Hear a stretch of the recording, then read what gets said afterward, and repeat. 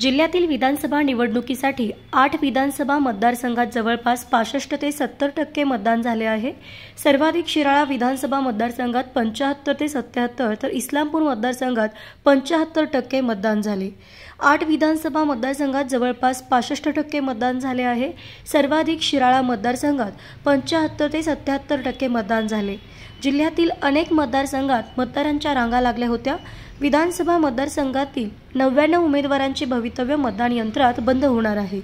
जिल्ह्यातील 8 पैकी सांगली, खानापूर व जत मतदारसंघात बंडखोरी झाली आहे। त्यामध्ये सांगली मतदारसंघात काँग्रेसमध्ये, खानापूरला राष्ट्रवादी काँग्रेस शरदचंद्र पवार पक्षात आणि जतला भाजपामध्ये बंडखोरी झाली आहे।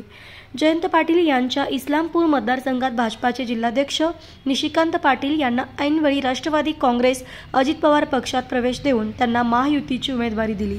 तसेच तासगाव कवठेमहांकाळ मतदारसंघात महाविकास आघाडीचे रोहित पाटील यांच्या विरोधात भाजपाचे माजी खासदार संजय काका पाटील यांचा राष्ट्रवादी काँग्रेस अजित पवार यांच्यात लढत होत आहे।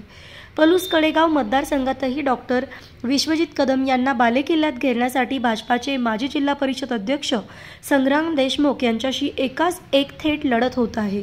जिल्ह्यातील 8 पैकी मिरज मतदारसंघाचा अपवाद वगळता 7 मतदारसंघात तुल्यबळ लढती असल्याने निवडणूक चुरशीची होणार आहे।